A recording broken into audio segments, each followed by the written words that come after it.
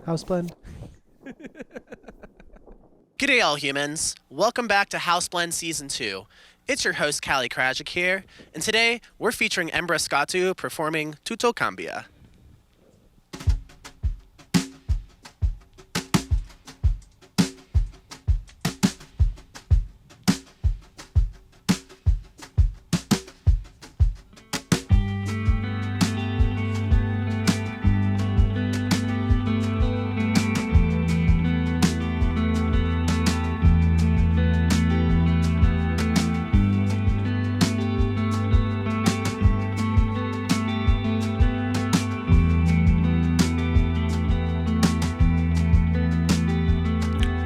Chiedermi se sono felice, ma che domande fai?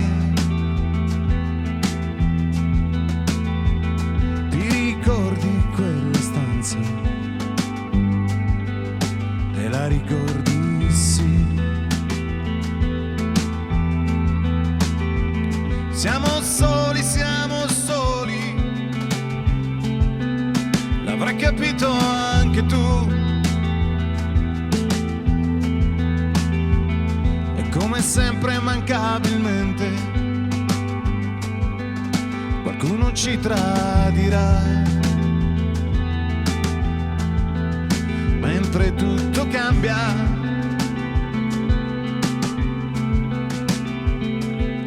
cambia,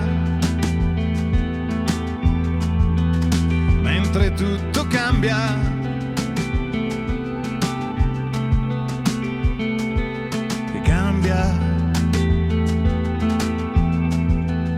Mentre tutto cambia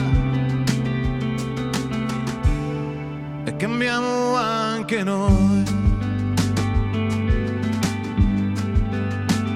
anche noi,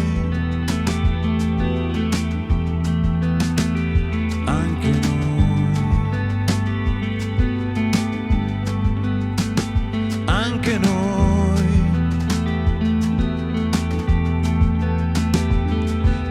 Chiedermi se sono felice,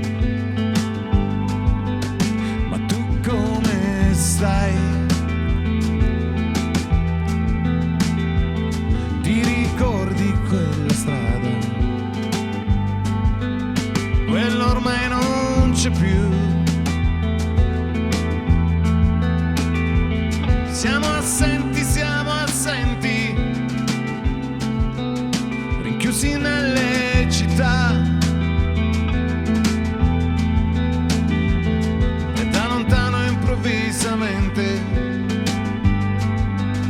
Un amico ci lascerà,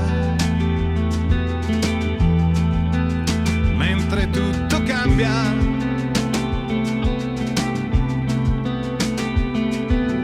cambia, mentre tutto cambia.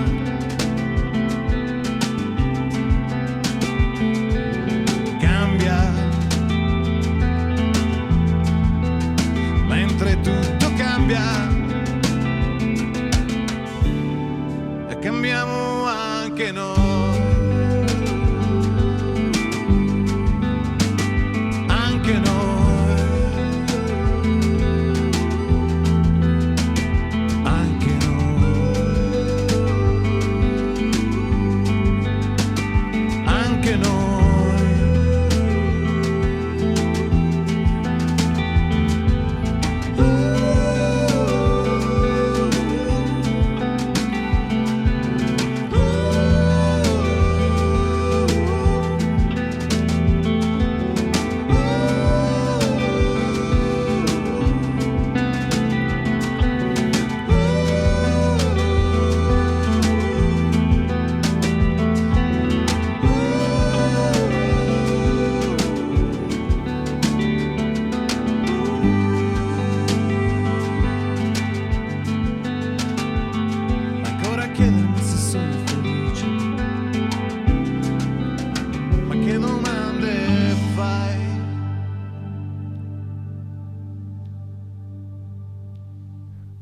Welcome to Houseblend, Mbrascatu. Thank you for having us. Yes, thank you. So, Andrea, Yeah. you're from southern Italy. Yes, I am. Mark, you're from Southern Oregon?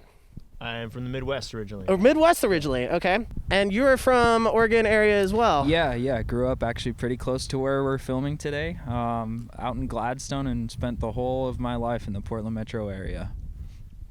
Nice. Andrea, you moved to the States, I think it was in July of 2006. Correct. You moved to New York for your Yes. first year. Ithaca, New York, upstate. Ithaca. Mhm. What was that experience like? Cold. Cold. Sure. Yeah, but I love it. Honestly, I really like the little town. Yeah, but it was cold. Did you play music when you were there or check anything out as far as I the did music some scene? open mics over there. Nice. Yeah, but it was funny because I didn't speak any English. I don't speak English right now, but back then it was horrible. But I forced myself and I went to a couple mics. Yeah, I started to play my songs. Nice. So then after you lived in New York, you moved to Portland, I think within your first year. I moved in 2006 in New York, in Ithaca, and we moved here with my ex-wife in 2007. Okay. Summer 2007. Sure. July, I think, same. Yeah. Did you continue to dive into open mics and music whenever you moved in Portland? And how would you compare your experience of just your first couple of years living in the States? Well, New York, I didn't live in a big city in New York. Like, it was like a small town, like Ithaca, and Portland is a city. So the difference, is over here there are probably more musicians, more like diversity in music, and over there what I experienced, especially in the open mics, was more like a country and Americana. And over here, it's kind of more like open. There's a country Americana, and also in the open mic, and you see a different style, and I like it. So there's a big difference. It's like a small town and a big city. I grew up in a small town. I moved in Florence. I saw the difference between the two. Normal, Florence has more a diversity, in style and in genres. Like that, and I think I find the same thing over here in the States. That's beautiful. Thank you. Mark, you moved here from the Midwest, and then you didn't live in Portland whenever you first moved out here. You were doing some gigs with another acts and bands. Was it Southern Oregon or Central Oregon? When I moved from the Midwest, I first landed in Salem. Okay. So I was in Salem for a few years, and then I went MIA, kind of doing some cruise ship gigs and kind of living elsewhere for a little bit. And then when I moved back here in 2015, I think is when we reconnected. I think before then we'd only played one show together, and then I started playing with the band for a while after that. Sam. Yeah.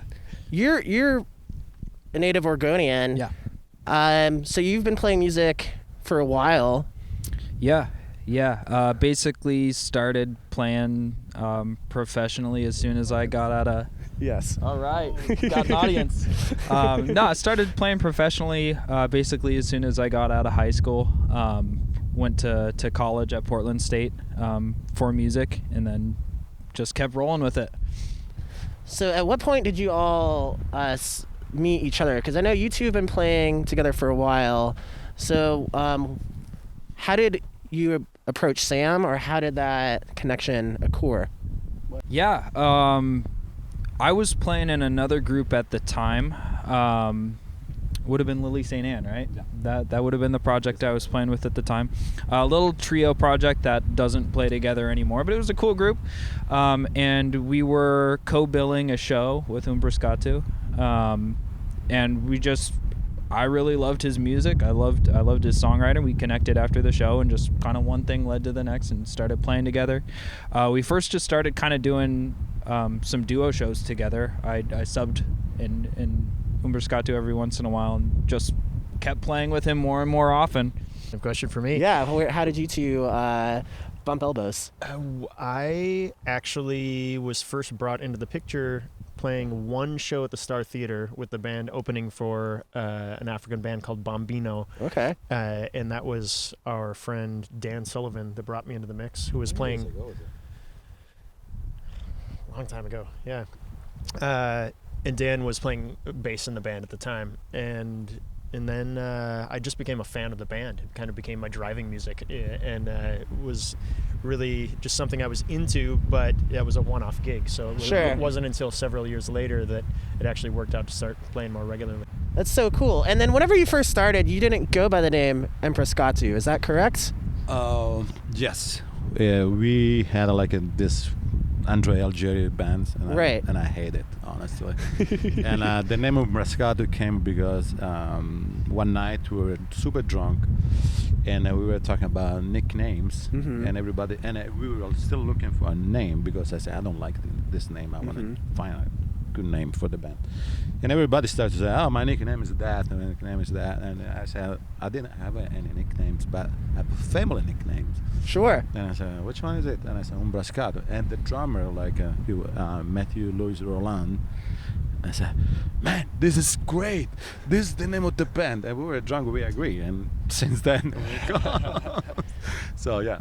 And it's my family nicknames is my grandpa nickname. And everybody knows in our town, my family by the nicknames more than the last name. So, and also, my grandpa is the first person who passed, and the people that I knew and I love it, and it was the first loss in my life.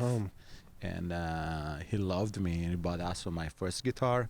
So name the band after him is kind of like a nice for me because it's kind of like thank him for everything he gave it to me and everything, all the love that he gave it to me. It's a beautiful tribute. Yes. What does Mbrascatu translate to for those who may not be as brushed up as their Italian? Well, the meaning of the word actually Mbrascatu is no Italian. It's dialect from southern Italy. Oh, okay. And Mbrascatu has different meanings. Depends which area, which town you are. But in general, everybody knows the word Mbrascatu means dirty. Dirty. Yeah. And in my case, my grandpa, the people start to call him Mbrascatu because he was a cobbler. He was fixing shoes for everybody in town. And unfortunately, I don't know, he had his face always dirty with some shit, Yeah. And people start to call him Mbrascatu. And since then, all our family, everybody knows us Algieri, but Mbrascatu. Yes. Well, you clean up well for coming from back out of Mbrascatu. I remember. Yeah. Take a shower this morning just for this interview. Thank you. Yeah. I'm glad that we decided to shoot today. I don't want to be dirty today. Yeah. So, Mark, you're in a myriad of different projects besides Mbrascatu. Where do you separate your creative energy when working with this band and then working with the other ensembles that you perform with? I think that my favorite part about playing with multiple projects is that every single one of them asks for something different, just musically. And so for me, playing with a group like Mbrascatu that has not only the Italian influences, obviously, but all sorts of world influences and, indie, rock, funk, all sorts of things, just allows me to bring some of my own influences to the table that maybe don't fit in some other projects that are a little bit more defined in a different genre. And that's one of my favorite things, about playing with this band, but also, I'm sure you guys can probably relate, or say the same, just playing in different projects, allows that. So as a musician, allows you to just kind of constantly be growing and challenged. That's good. Well, we're just ecstatic to have you all here. I think you're only the second band that we've interviewed that's had a 6-string bass as well. There was another one. Yeah, it was Bitches of the Sun. Oh, okay, yeah. So that was it's fun to see the different approach and styles in those instruments. I think yours is a little bit more jazzy though, with your whole aesthetic. Sure. What is the biggest change since your first album to now for you or for the band? Oh, well, yeah. The first album, we didn't know each other as a musician, and it was the first time they were all together. And, also, we never been in a recording studio before. So, and I think in the first album, for example, I think everybody overplayed,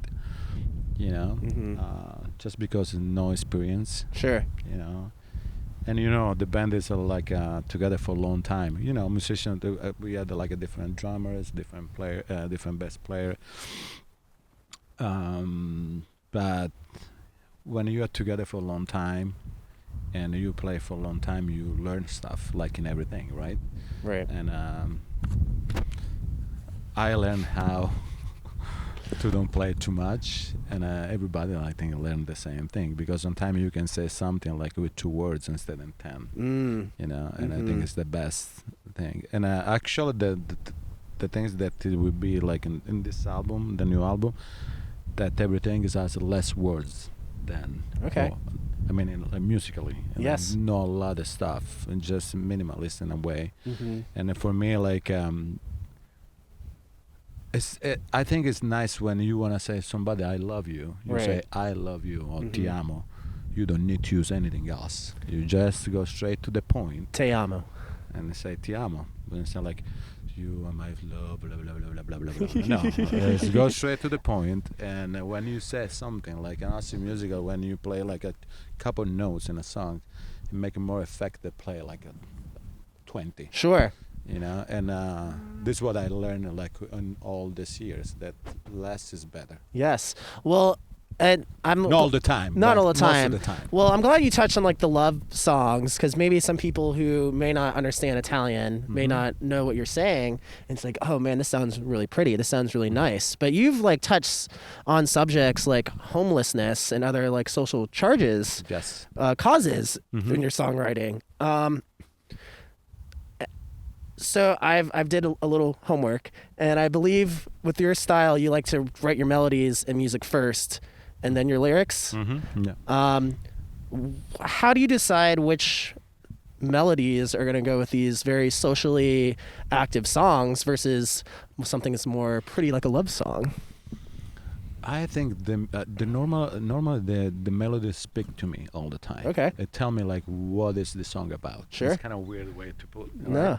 But it's kind of normal. Like everybody knows major key or minor key. Right. Like minor key is more like for sadness and. But there are some melody special. Like it's just like the way I write songs. There are some songs that I know that I have the words already, and I try to put some like chords, progression, and like I'm playing here and there. But most of the time, what do you say? I think they like the chord progressions. They're cheering that on. Okay. So, but most of the time, like I start, everything's kind of like with a melody in my head, like in a chord progression, and the melody just like I have like I close my eyes most of the time and I play the melody, and sometimes I just and like words came in my mind. Sometimes I have no idea what it would be the song, what it would be the subject. It just came in my mind that just like one word, a couple words, and I said, okay, let's play around these 2 words or 1 word, and then the song came all the time. One of the songs that I really like in the album, new album, is this song called "Vorrei parlare a Dio." Okay. And it means like I would like to speak with God. And it's about like what happened, like especially over here in Oregon, we got the COVID and all the fires and the homeless situation, the Black Lives Matters, and this song came out like think about and watch the news. I listen to the Italian news every morning. Sure. And I'll try to listen also the local news, and then there's all shit all the time, like it's all like bad news. And I thought about and I started to play this song, this chord progression that is simple, 3 chords. And I had this vamp in my head, and suddenly I started to think about what I was like listening earlier today, the same day. And I was thinking about like all the news and the fire, the homeless, all the bad things that happens around the world. And I said, I really would like to speak with God. And I said, what the fuck, man? Right. Sure. We just forgot about us, and this is like the beginning of the song. And then I started to build like a story around this. Just vorrei parlare a Dio. This was the first couple words that came out in my mouth, and I built out the song around this question. what I would like to ask to God. Yes. What I want from Him. Do you hear us anymore, or what? Anyway. Mark, what has been the biggest change for you that you've noticed as you've gone playing with years with Mbrascatu?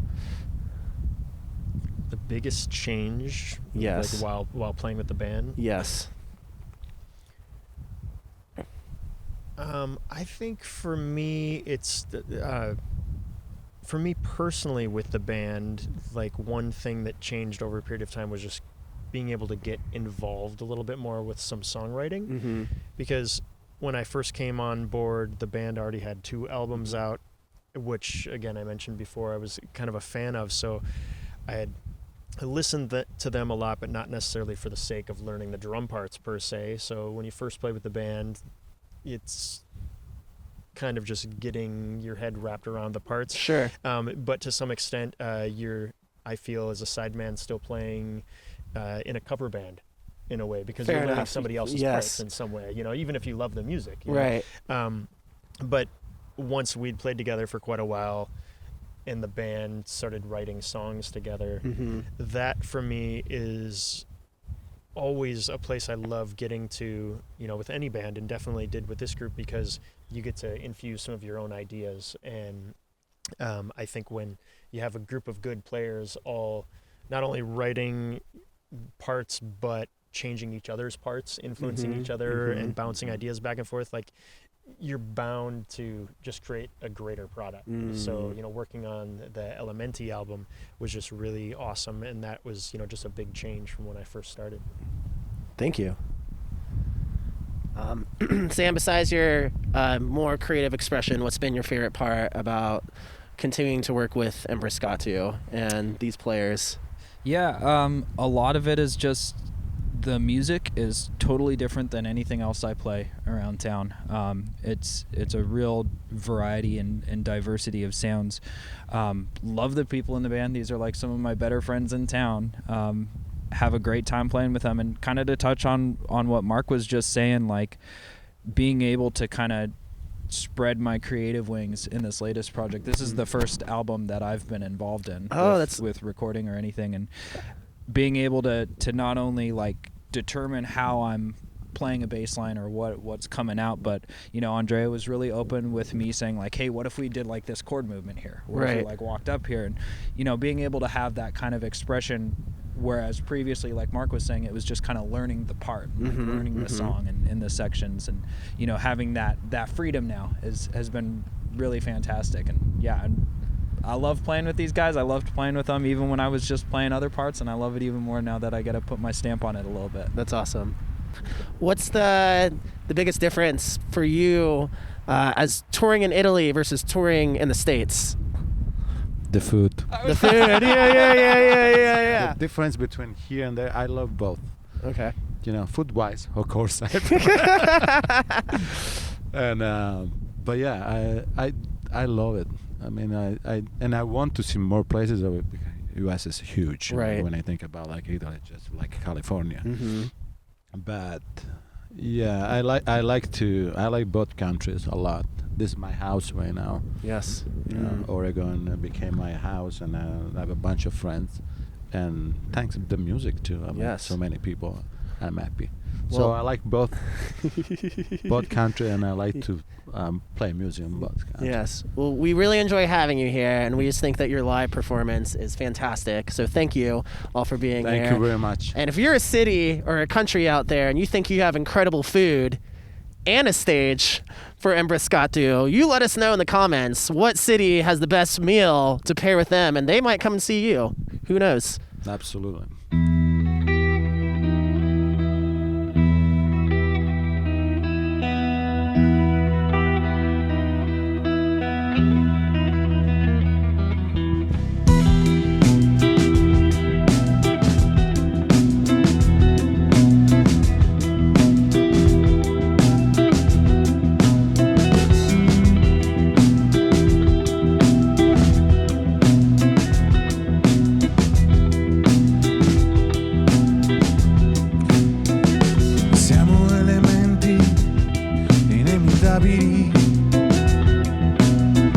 Saltare in danze, rido tecniche. Mentre una sposa si sposa, un'altra piange su. Siamo elementi inevitabili.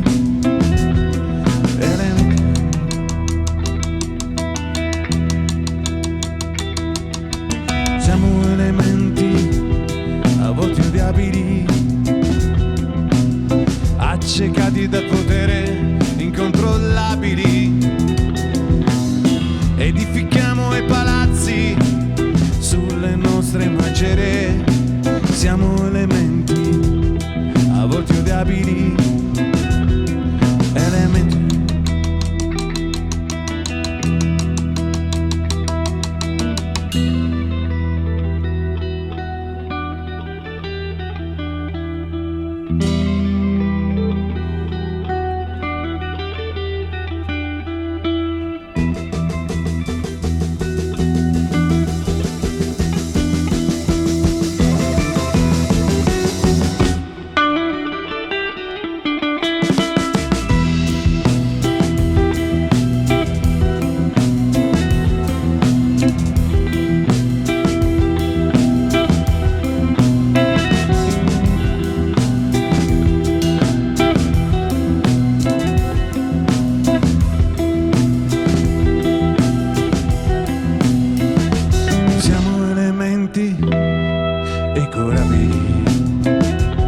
Prigionieri delle nostre paure, vulnerabili,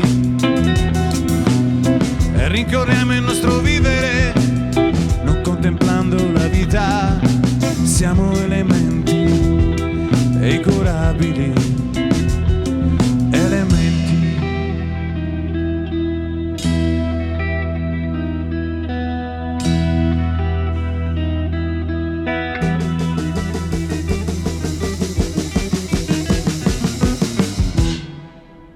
We are going to move on to the next segment of our program called the Cali Cap. So you all may know each other pretty well, but you may not know everything about each other. The Cali Cap is whenever we take an array of random questions out of this cap here for the band to ask each other. So I'm just going to let you start off with that. And whoever you want to ask, go ahead and ask away. I just request that you don't ask the same questions to one person. Sam, where is your favorite place to read? This is tough. I love reading at the beach, actually. Just pick out a nice empty little plot of sand, hear the ocean waves behind you, just relax. Can't be a lot of people around, though. It's got to be pretty empty. Which actor would you want to portray your life in a film? You know that this one's pretty easy for me, don't you? What you got, Mark?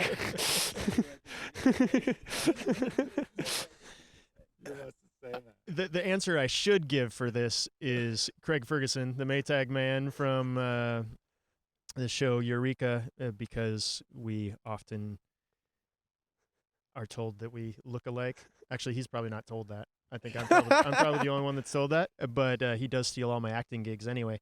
But I think it would have to be Rocco Siffredi. Enough said. All right, Andrea, what's the craziest bet you've lost? My mind, many times. Yeah. Are you betting against your soul or your conscience or Everything. you just who has your mind now if you lost the bet?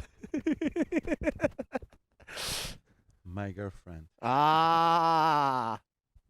All right. Andrea, would you rather have a goat or a bird as a roommate? A goat. Why? I like milk. As long as the goat has consent, I suppose. Yeah. Actually, I grew up on a farm, so I know how to be nice with goats. Yes. It's just a soothsayer of goats.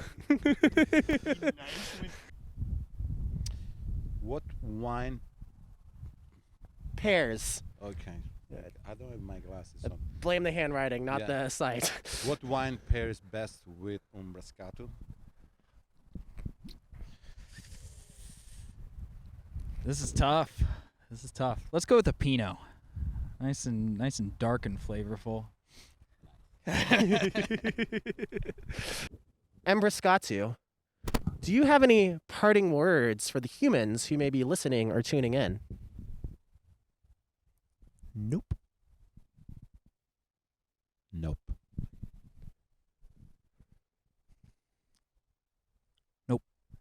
Nope. Thank you so much, Mbrascatu. And thank you, all humans, for watching House Blend Season 2. Once again, my name is Callie Krajic, and this is House Blend.